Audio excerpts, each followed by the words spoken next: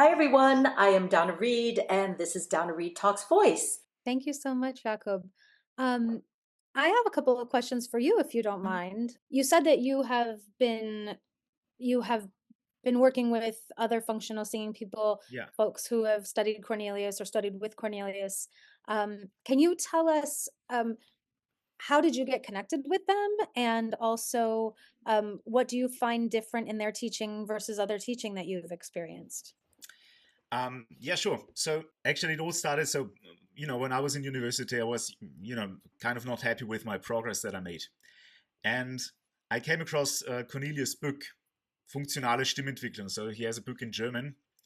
And I read that one and I thought, well, it kind of makes sense what he's writing, but nobody's teaching that way. So I was doing some research and, basically all of the functional voice teachers, they were pretty far away. And back then, nobody would offer online lessons. That's It was right. way before COVID. I'm happy it changed now. Yeah, so anyway, I waited after I graduated from university and I had some time to travel. So I visited some of those teachers.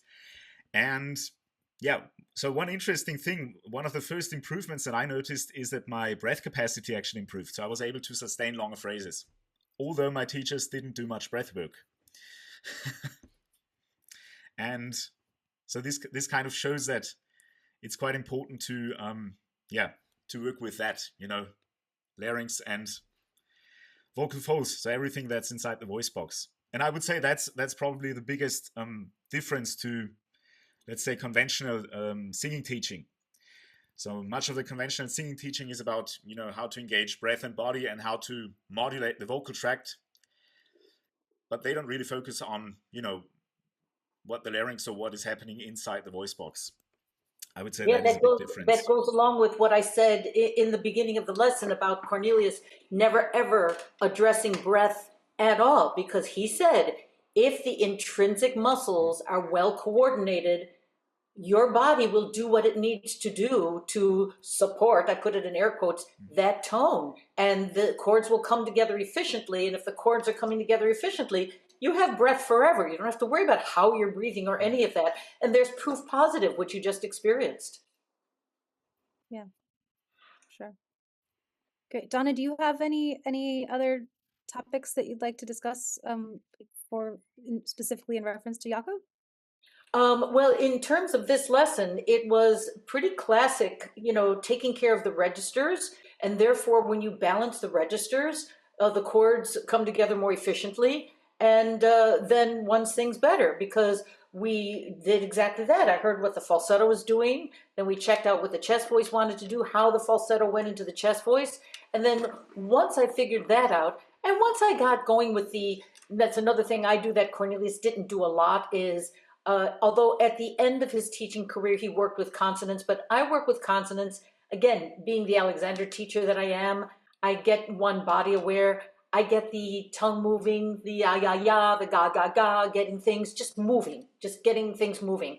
And the movement then helped free things out so that we could then balance the registers.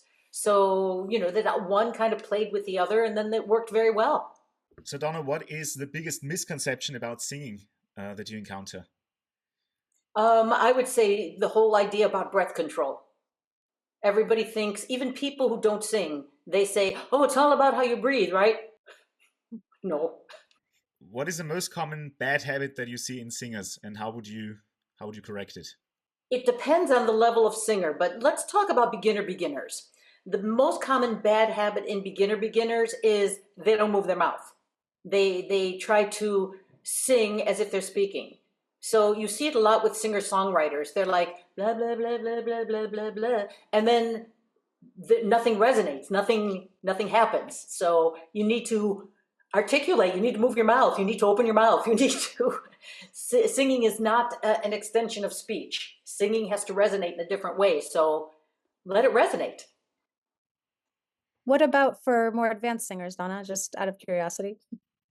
I would say the whole breathing thing. I'm going to go back to the breathing thing. They think that the breath, doing something with the body and the breath is going to make things better. Thank you. Thank you, Jakob, so much for joining us. Thank you so much for doing this. Thank you. I have to thank you. So great to be part of the series. Wonderful. Thanks for watching Donna Reid Talks Voice. If you have any questions for me about this episode, or if you'd like to join me on a future episode, please visit donnareidtv.com and click Contact.